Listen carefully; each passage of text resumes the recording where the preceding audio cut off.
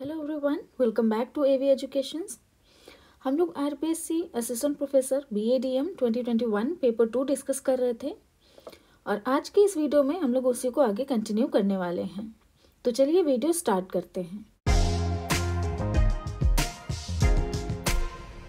हमारा क्वेश्चन है, in which section of the Indian contract act the definition of consent is given. Indian contract act के किस section में consent की definition दी गई है? सेक्शन 12, 13, 14 और 17। कंसेंट की डेफिनेशन सेक्शन 13 में दी गई है और सेक्शन 12 में पर्सन ऑफ अनसाउंड माइंड की डेफिनेशन दी गई है। Person of unsound mind. Section 14 में फ्री कंसेंट की डेफिनेशन दी गई है। यहाँ पे कंफ्यूज मत होइएगा, कंसेंट की डेफिनेशन सेक्शन 13 में है और सेक्शन 14 में फ्री कंसेंट की डेफिनेशन गिवन है। सेक्शन 17 में फ्रॉड की गिवन है और इसके अलावा जैसे कि आपका है सेक्शन 14 में फ्री कंसेंट है, सेक्शन 15 में कर्शन की डेफिनेशन है और 16 में अनड्यू इन्फ्लुएंस। ये इम्पॉर्टेंट सेक्शन है इसलिए बता दे रहे हैं आपको कि इनको लर्न कर लीजिएगा। सेक्शन 16 में अनड्यू इन्फ्लुएंस की डेफिनेशन है और 18 में है miss representation. Miss representation.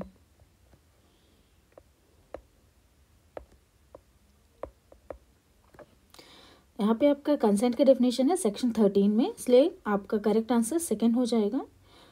Next question है, what does a contract gets discharged how does a contract gets discharged due to the operation of law।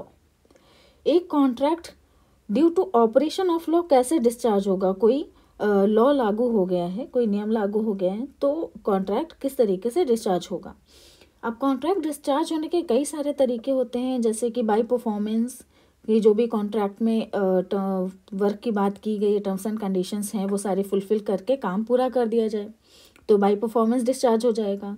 Bye breach of contract है, contract टूट गया तब भी उसको डिस्चार्ज ऑफ कॉन्ट्रैक्ट के अंदर आता है। वो इम्पॉसिबिलिटी ऑफ परफॉर्मेंस है कि जिस चीज़ का कॉन्ट्रैक्ट है अब वो इम्पॉसिबल हो गया है उस काम को करना, तो इम्पॉसिबिलिटी ऑफ परफॉर्मेंस के थ्रू डिस्चार्ज हो जाता है। लैप्स ऑफ टाइम के थ्रू भी होता है कि जिस टाइम के लिए कॉन्ट्रैक्ट वो वैलिड था वो टाइम ही ख़त्म हो गया है। तो एक होता है बाय एग्रीमेंट और bye operation of law. By agreement में 4 तरीके होते हैं, रेमिशन, नोवेशन, अनऑथराइज्ड अल्टरेशन और बाय रिसेशन। तो इसमें से बाय ऑपरेशन ऑफ लॉ कौन सा है? वो है आपका अनऑथराइज्ड अल्टरेशन।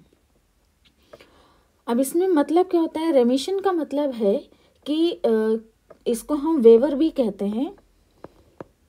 इसका मतलब है कि जो आपका कॉन्ट्रैक्ट है जिस टर्म्स के लिए, उसमें से कुछ कंडीशंस को हम वेव ऑफ कर देते हैं, कुछ छूट दे देते हैं कि हाँ आप आधा काम अभी कर दो, बाकी का बाद में कर देना, या फिर पूरी तरीके से छूट दे देते हैं।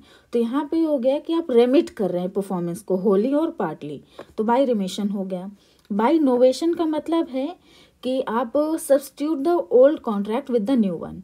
ठीक, जो पुराना कॉन्ट्रैक्ट है उसको सब्स्टिट्यूट कर रहे हैं, पूरी तरीके से ख़त्म करके एक नया कॉन्ट्रैक्ट कर रहे हैं, तो वो नोवेशन हो जाएगा।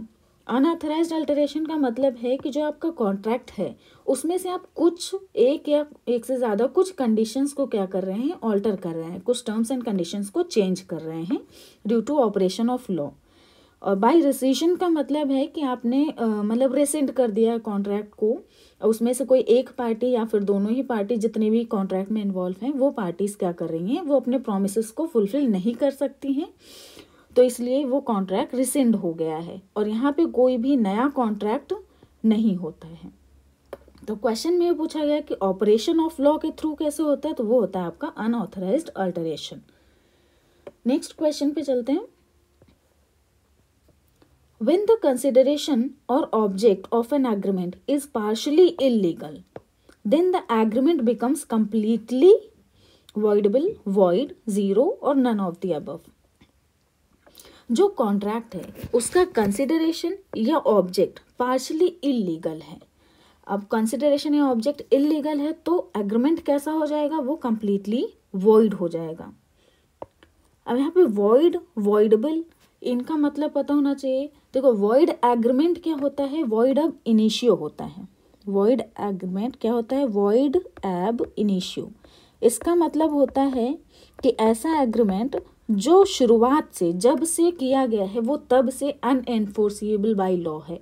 ठीक, the moment it is created it can not be enforced by law. ठीक, तो वो आपका वॉइड एग्रीमेंट हो जाएगा। और वॉइड कॉन्ट्रैक्ट क्या होता है कि जब कॉन्ट्रैक्ट किया गया तब वो एनफोर्सिएबल था लीगली, लेकिन उसके बाद आफ्टर दैट कुछ टाइम के बाद कुछ ऐसा हो जाता है जिसकी वजह से वो कॉन्ट्रैक्ट अनएनफोर्सिएबल हो जाता है, तो वो वॉइड बन जाता है। इसमें जैसे कि वॉइड कॉन्ट्रैक्ट में जैसे सुपरवीनिंग इम्पॉसिबिलिटी की बात आ गई कि कुछ ऐसी सिचुएशन आ जाए कि जिसकी वजह से वो कॉन्ट्रैक्ट है वो परफॉर्म करना ही इम्पॉसिबल हो जाए, तो वो कॉन्ट्रैक्ट वॉइड हो जाएगा। या फिर जिस टाइम पे कॉन्ट्रैक्ट किया गया उस टाइम पे सारी लीगलिटी फुलफिल की गई, लेकिन जब परफॉर्मेंस की बात आई तो वो इलीगल हो गया। जैसे कि एनिमी कंट्री से कोई कॉन्ट्रैक्ट है, यानी कि जब दो कंट्रीज के बीच में कॉन्ट्रैक्ट हुआ तब वो दोनों फ्रेंड्स थी कंट्रीज, लेकिन बाद में कोई वॉर हो गया तो वो अब एनिमी कंट्री हो गई, तो उन दोनों के बीच का जो कॉन्ट्रैक्ट होगा वो क्या हो जाएगा, फिर वॉइड हो जाएगा। तो वो आपका वॉइड कॉन्ट्रैक्ट हो जाता है। और वॉइडेबल कॉन्ट्रैक्ट क्या होता है कि यहाँ पे एक पार्टी की तरफ से वो कॉन्ट्रैक्ट एनफोर्सिबल होता है और दूसरी पार्टी की तरफ से वो वॉइड होता है। और इसके रीजंस क्या हो सकते हैं कि अगर वो कॉन्ट्रैक्ट बाय कोर्जन किया गया है, डरा धमका के किया गया है, मिस्टेक के थ्रू किया गया है, मिस रिप्रेजेंटेशन या फ्रॉड के थ्रू किया गया है, तो वो आपका वॉइडेबल कॉन्ट्रैक्ट होगा। और जो कॉन्ट्रैक्ट का कंसिडरेशन या ऑब्जेक्ट है अगर वो इलीगल है तो आपका कॉन्ट्रैक्ट क्या हो जाएगा, वॉइड हो जाएगा। नेक्स्ट क्वेश्चन है, under which section of the Indian contract act the agreement is defined. ये क्वेश्चन इसका आंसर पहले भी बता चुके हैं कि किस सेक्शन में एग्रीमेंट की डेफिनेशन दी गई है, वो आपका है सेक्शन 2E। इसका करेक्ट आंसर थर्ड होगा आंसर की में, लेकिन इसका आंसर 1 दिया गया है तो वो कम्प्लीटली रॉन्ग है। सेक्शन 2H में कॉन्ट्रैक्ट की डेफिनेशन दी गई है और 2B में प्रॉमिस की है और 2G में है वॉइड एग्रीमेंट्स। ठीक, तो यहाँ पे आपका एग्रीमेंट की जो डेफिनेशन वो किस में है, सेक्शन 2E में है। Next question, which of the following is not a type of existing goods. इसमें से कौन सा एग्जिस्टिंग गुड्स का टाइप नहीं है। एग्जिस्टिंग गुड्स का मतलब होता है कि ऐसे गुड्स जो आप जब भी परचेस करने जाएं वो एग्जिस्ट करते हैं। ठीक है, तो इस यहाँ पे एग्जिस्टिंग गुड्स कौन से नहीं हैं, ascertained goods, contingent goods, specific goods, unascertained goods. तो यहाँ पे आपका जो एग्जिस्टिंग गुड्स का टाइप नहीं है वो होगा कंटिजेंट गुड्स। कंटिजेंट गुड्स का मतलब होता है कि ऐसे गुड्स का जो एक्विजिशन है वो किसी इवेंट के होने या ना होने पे डिपेंड करता है, तो इसीलिए उसको हम कंटिजेंट कहते हैं। ठीक है, कंटिजेंट गुड्स। असर्टेन्ड गुड्स का क्या मतलब होता है कि ये एग्जिस्टिंग गुड्स के टाइप होते हैं, असर्टेन्ड है, स्पेसिफिक और अनअसर्टेन्ड। असर्टेन्ड गुड्स होते हैं कि जब कोई भी जो गुड्स होते हैं, कोई भी पर्सन होता है वो आइडेंटिफाई करता है, रिकॉग्नाइज करता है, देन अप्रूव करता है। ठीक है, जैसे हम लोग कोई सामान लेने जाते हैं तो हम पहले उसमें देखते हैं कि कौन सा अच्छा है, हम छांटते हैं। ठीक है, तो वही होता है असर्टेन गुड्स। इनको हम यूनिक गुड्स या उन यूनिक प्रोडक्ट्स भी बोलते हैं। और अनअसर्टेन गुड्स होते हैं कि हमने कोई भी स्पेसिफिकली आइडेंटिफाई नहीं किया है उन गुड्स को।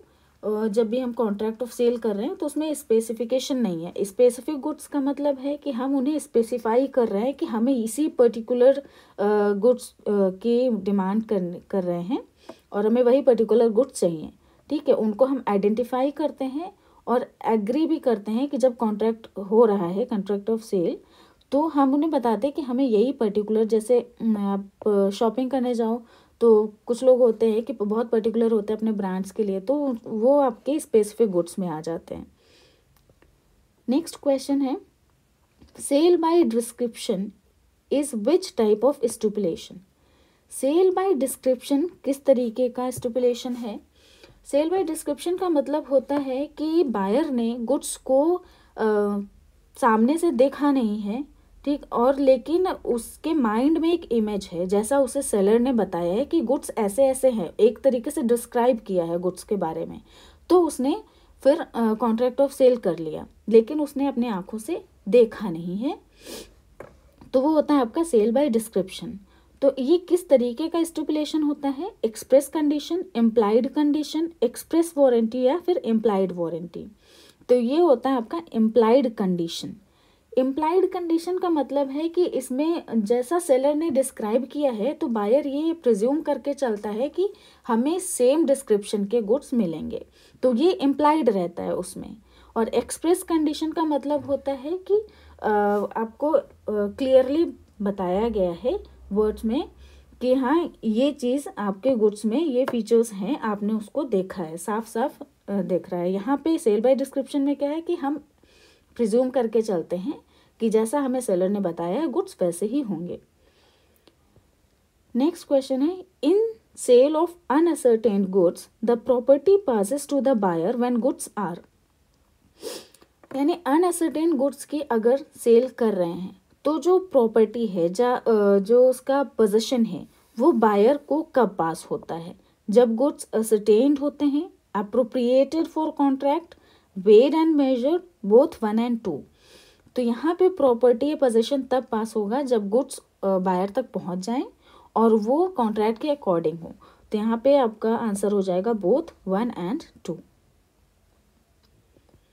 नेक्स्ट क्वेश्चन है, handing over of keys of the warehouse in which goods are lying by seller to the buyer means, यानी कि सेलर ने जिस गोडाउन में गुड्स रखे हुए थे उस गोडाउन की चाबी बायर को दे दी। तो इसका मतलब क्या हुआ? Actual delivery, partial delivery, symbolic delivery या कंस्ट्रक्टिव डिलीवरी? तो ये होता है सिंबॉलिक डिलीवरी। एक्चुअल डिलीवरी का मतलब है कि जब गुड्स हैं फिजिकली बायर के हाथ में पहुंच जाएं, ठीक है, उसका पोजीशन बायर के पास हो, तो वो एक्चुअल डिलीवरी होगी। पार्शियल डिलीवरी का मतलब है जब गुड्स हैं वो कई शिपमेंट में आते हैं, ठीक है, एक से ज़्यादा शिपमेंट में है, तो आधे गुड्स पहुंच गए, आधे बाकी हैं, तो वो पार्शियल डिलीवरी हो गई।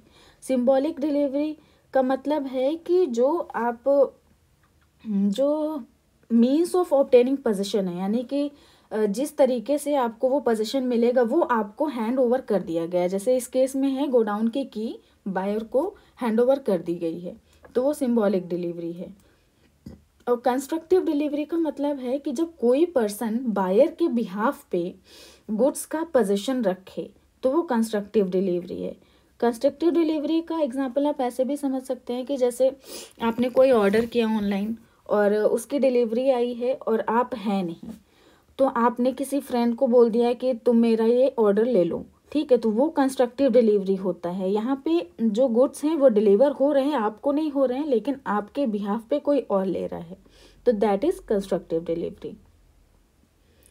Next question, which of the following is wrong statement about agreement to sell? इनमें से कौन सा स्टेटमेंट है एग्रीमेंट टू सेल के रिगार्डिंग में गलत है? फर्स्ट है, the seller can only submit a suit for damages. जो सेलर हैं वो केवल डैमेज के लिए सूट कर सकता है। इट इज़ कंडीशन फ्री, ये कंडीशन फ्री होता है एग्रीमेंट टू सेल।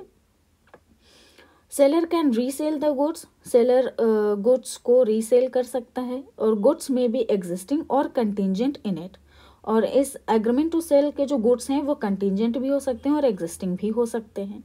तो इसमें कौन सा गलत है? तो ये होगा, ये कंडीशन फ्री नहीं होता है, ठीक है, ये स्टेटमेंट आपका गलत है। जो एग्रीमेंट टू सेल है उसमें कुछ ना कुछ कंडीशंस रहती हैं, तो ये कंडीशन फ्री नहीं होता है। Next question, the companies act 2013 applies to which of the following entities? Companies act 2013 है, किन एंटिटीज पे अप्लाई होता है? Insurance companies, company governing a particular act, incorporated corporation body, all of the above. तो companies act है, insurance companies या public limited companies हैं, private हैं, banking companies, companies governing particular act, incorporated, इन सब पे अप्लाई होता है। तो यहाँ पे आंसर क्या हो जाएगा आपका? All of the above. Next है which funds may be utilized by public limited company for purchasing its own shares. कौन से फंड हैं जो एक पब्लिक लिमिटेड कंपनी अपने शेयर्स को परचेज करने के लिए यूज़ कर सकती है, यानी कि बायबैक के लिए यूज़ कर सकती है। Security premium account, own free reserves, amount received from specified securities, all of the above. तो इसका आपका जो है कंपनीज एक्ट 2013 में सेक्शन 68 सबसेक्शन 1 में ये चीज़ बताई गई है कि कंपनीज कौन से फंड्स को यूज़ कर सकती है for the buyback of its own shares. तो यहाँ पे आपका security premium account, free reserves और स्पेसिफाइड सिक्योरिटी से जो अमाउंट मिलता है इन सब का यूज़ वो कर सकती है। ये सब सोर्सेज ऑफ फंड्स हो सकता है। तो यहाँ पे आंसर क्या हो जाएगा, all of the above. Next है what is the full form of DIN। DIN का फुल फॉर्म क्या होता है, director introduction number, director information number, director identification number या डायरेक्टर इंडिपेंडेंट नंबर। तो DIN का फुल फॉर्म होता है आपका director identification number. Next, acts held to be operative. Operative का मतलब है कि जो थोड़ा हार्श है या फिर अन्यायपूर्ण, ठीक है। तो कौन से एक्ट ऐसे माने जाएंगे, an action is performed with the aim of putting more risk, यानी कोई ऐसा काम किया गया है जिससे रिस्क और ज़्यादा बढ़ सकता है। Work against the provisions of memorandum of association of company, या फिर कंपनी का जो मेमोरेंडम ऑफ एसोसिएशन के प्रोविजंस हैं उनके अगेंस्ट कोई काम किया गया है। Denying general principles in the operation of the company, company operation के लिए जो जनरल प्रिंसिपल्स हैं उनको ही डिनाई किया गया है, या फिर ऑल ऑफ द अबव। तो यहाँ पे ये सारे ही एक्शन जो हैं वो आपके ऑपरेसिव हैं। तो आंसर हो जाएगा all of the above. Next, which statement is false regarding dissolution of a company.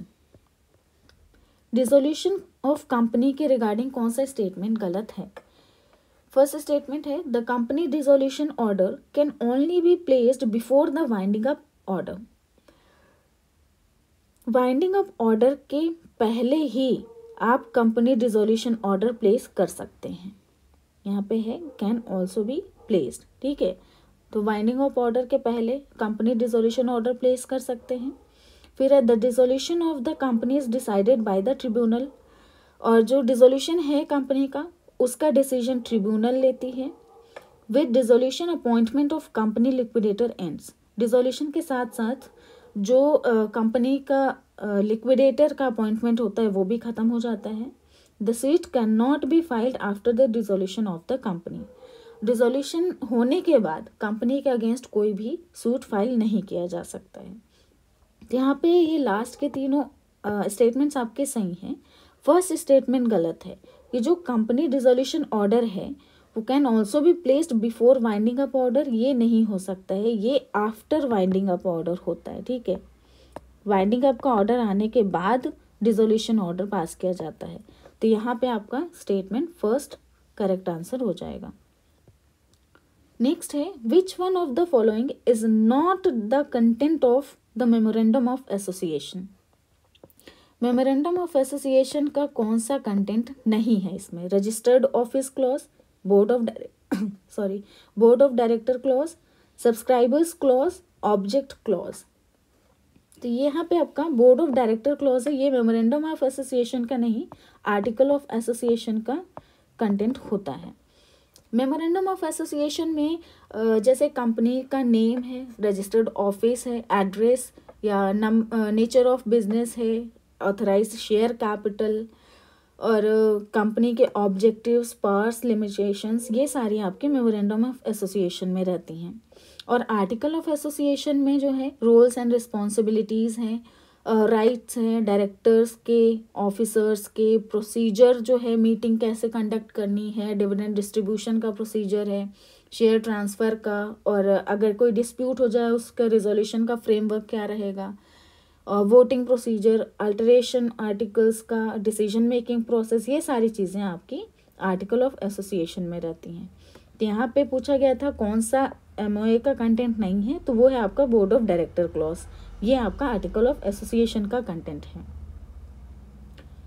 Next question, which statement is incorrect regarding the format of articles of association given in schedule 1 of the companies act 2013। Companies act 2013 के जो schedule 1 है उसमें memorandum of association और article of association in दोनों के formats दिए गए हैं। तो इसमें से पूछा गया कौन सा फॉर्मेट इसमें से इनकरेक्ट है। Table F format for companies limited by shares, ये आपका सही है। टेबल एफ में लिमिटेड उन कंपनीज का फॉर्मेट है जो लिमिटेड बाय शेयर्स हैं। Table H format for companies limited by guarantee and not having share capital, तो ये स्टेटमेंट भी आपका करेक्ट है।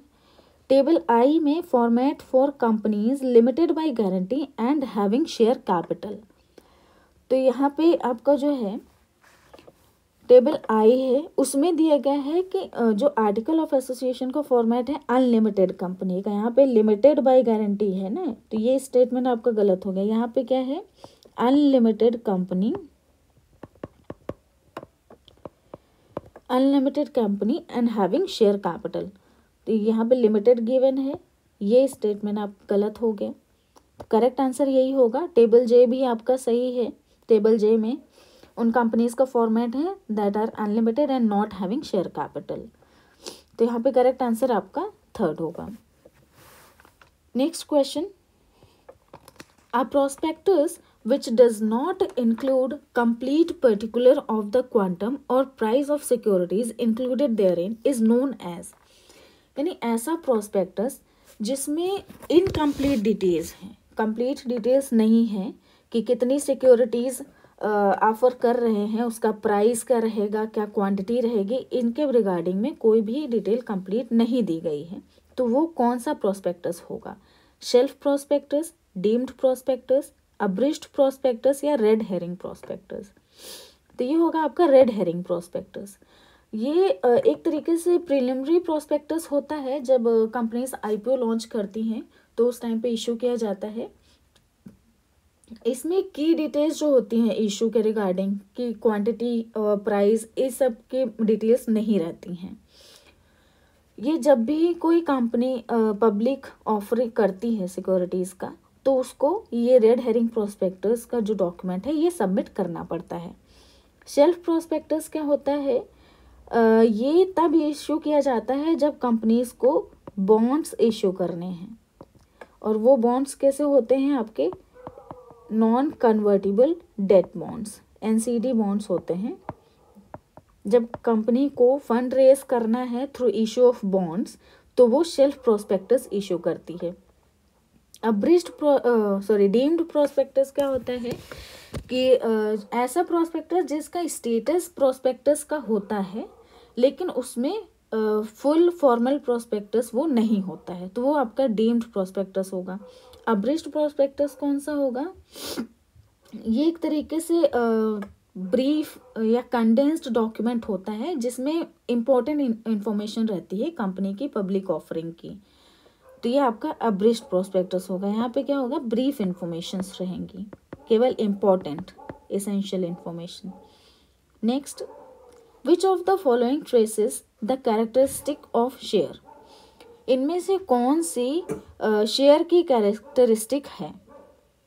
Share is considered movable property, share movable property consider किया जाता है। And after the issue share comes in the definition of goods, और issue होने के बाद जो शेयर है वो गुड्स की डेफिनेशन में इंक्लूड हो जाते हैं।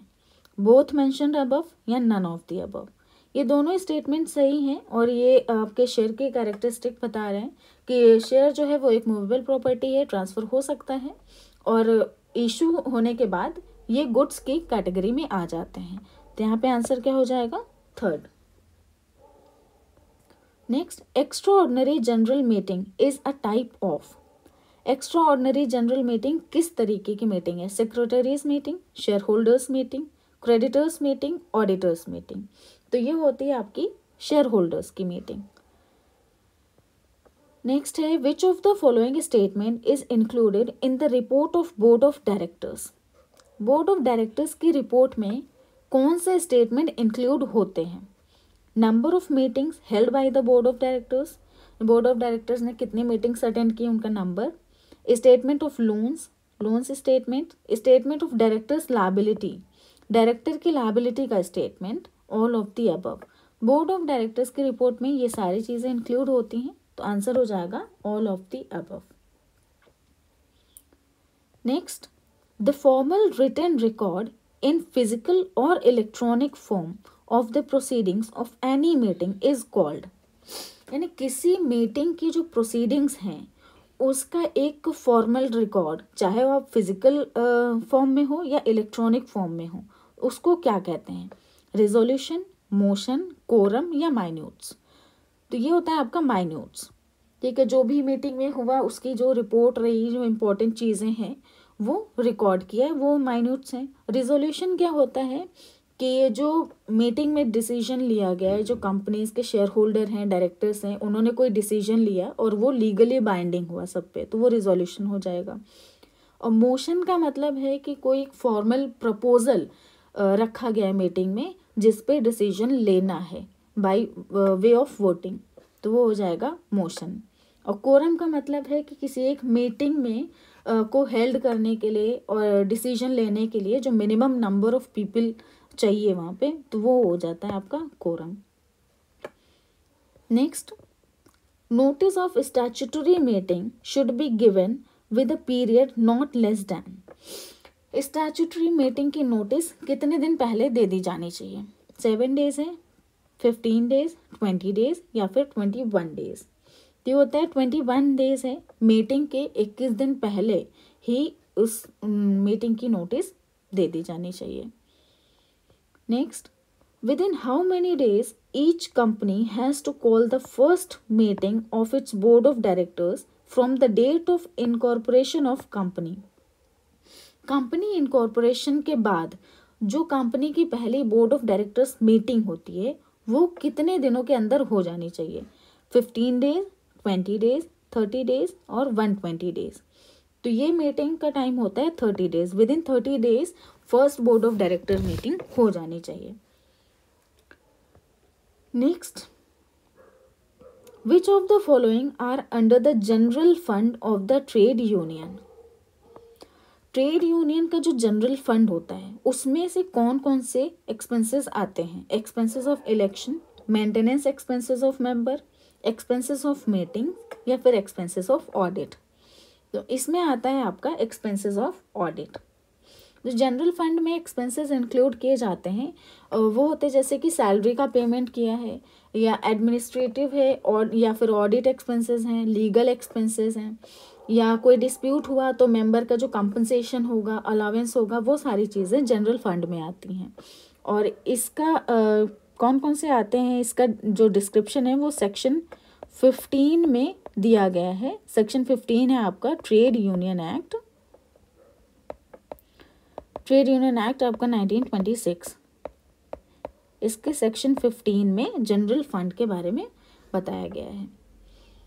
Next, number of sections of trade union act is. Trade union act में कितने टोटल सेक्शंस हैं? 22, 23, 32 या 33? 33 सेक्शंस हैं।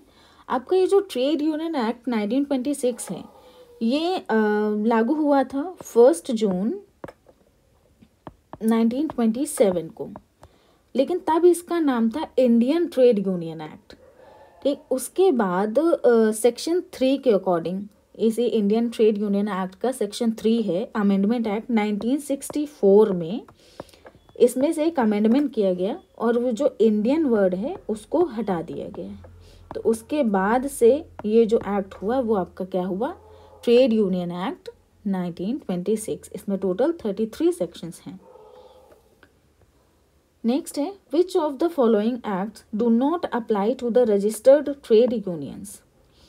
रजिस्टर्ड ट्रेड यूनियंस पे कौन से एक्ट अप्लाई नहीं होते हैं? The companies act 1956, the cooperative societies act 1912, both 1 and 2, none of the above. तो आपका जो रजिस्टर्ड ट्रेड यूनियंस हैं उस पर तो आपका ट्रेड यूनियन एक्ट 1926 अप्लाई होता है। Companies act, cooperative society act apply नहीं होते हैं। तो यहाँ पे आपका आंसर 3rd हो जाएगा। नेक्स्ट है, मैच द फॉलोइंग, ये आपकी जो है ट्रेड यूनियंस बन है, इनके शॉर्ट फॉर्म्स लिखे हुए हैं और वो कब फॉर्मेशन ईयर्स हैं, कब आई, वो यहाँ पे गिवन है, इनको मैच करना है। AITUC ये है आपका all India trade union Congress, ये इस्टेब्लिश हुई थी 1920 में। INTUC ये आपका Indian national trade union Congress, ये हुआ था आपका 1947 में। BMS भारतीय मजदूर संघ है, इसका इस्टेब्लिशमेंट हुआ था 1955 में। और आपका जो CITU है, centre of Indian trade unions, ये हुआ था 1970 में। ये मैच आपका कहाँ है, फर्स्ट का 2, सेकंड का 4, फर्स्ट ही आंसर, फर्स्ट ही आंसर है आपका। Next question, which of the following statement is correct with reference to the Indian trade union act 1926? इसमें से करेक्ट स्टेटमेंट कौन सा है इस एक्ट के regarding? A registered labour union becomes a corporation body, एक रजिस्टर्ड लेबर यूनियन है वो एक कॉर्पोरेशन बॉडी बन जाती है रजिस्टर्ड होने के बाद। इट कैन बी परमानेंट और टेम्परेरी, ये परमानेंट भी हो सकती है, टेम्परेरी भी हो सकती है। Labour union can also be created from a federation of 2 और मोर लेबर यूनियंस, एक लेबर यूनियन जो है वो 2 या 2 से ज़्यादा और जो लेबर यूनियंस है उनको मिला के भी बनाई जा सकती है। ऑल ऑफ दी अबव, यहाँ पे करेक्ट स्टेटमेंट पूछा गया है, सारे स्टेटमेंट्स करेक्ट हैं, आंसर हो जाएगा all of the above. Next question, according to the wage payment act which of the following is not considered a deduction? Wage payment act, the payment of wages act है 1936, इसके according इनमें से कौन सा deduction consider नहीं किया जाएगा? देखिए डिडक्शन की बात यहाँ पे सेक्शन 7 में की गई है, इस एक्ट में सेक्शन 7 में डिडक्शन की बात की गई है और इसमें यह भी बताया गया कि डिडक्शन कब किया जाएगा आपके वेजेस से और किस तरीके के डिडक्शन हो सकते हैं। तो loss by suspension, loss due to demotion on lower post, loss due to stop salary increase for accommodation. यहाँ पे क्वेश्चन क्या किया गया कि इसमें से कौन सा डिडक्शन नहीं होगा। सस्पेंशन अगर कर दिया जाएगा ये डिडक्शन में आता है, अगर डिमोशन कर दिया गया लोअर पोस्ट पे ये भी डिडक्शन में आता है, और सैलरी इंक्रीज रोक दी गई है तो ये भी डिडक्शन में आएगा। अकोमोडेशन वाली चीज़ आपके डिडक्शन में नहीं आती है, तो ये आंसर हो जाएगा correct. Next, which of the following is included under the definition of wages given under the payment of wages act? Payment of wages act के अंदर जो डेफिनेशन दी गई है वेजेस की, इसमें से कौन सा इंक्लूड होगा यहाँ पे? Gratuity, dearness allowance, residential facility या मेडिकल अटेंडेंस? तो इस एक्ट में जो वेजेस की डेफिनेशन दी गई है कि जो भी टर्म्स एंड कंडीशंस हैं आपकी, आप उन सारे कंडीशंस को फुलफिल कर रहे हैं, जिस काम के लिए आपको बोला गया वो काम कर रहे हैं, तो आपको जो मॉनेटरी टर्म्स में या फिर काइंड टर्म्स में मिल रही है तो वो सारे वेजेस में इंक्लूड होगा। इसमें आपका DA भी आता है और HRA भी आता है, तो यहाँ पे ये पूछ रहे हैं कि कौन सा इंक्लूड होगा, तो वो होगा आपका डियरनेस अलाउंस DA में। वैसे gratuity at the time of retirement वो भी वेजेस में इंक्लूड होता है, यहाँ पे आंसर आपका सेकंड होगा। इसी के साथ हमारा ये पेपर कंप्लीट होता है और इस वीडियो में या इस पूरे पेपर में आपको कोई भी क्वेश्चन नहीं समझ में आया तो आप हमें कमेंट करके बता सकते हैं, और अगर इसमें कोई ऐसा टॉपिक है जिस पे आप अलग से वीडियो चाहते हैं तो भी आप हमें कमेंट करके बता सकते हैं, उस पर हम एक अलग वीडियो ज़रूर लाएंगे। और वीडियो कैसा लगा, अच्छा लगा हो तो लाइक एंड शेयर ज़रूर कर दीजिएगा। तो मिलते हैं हम लोग नेक्स्ट वीडियो में। Till then bye bye and take care.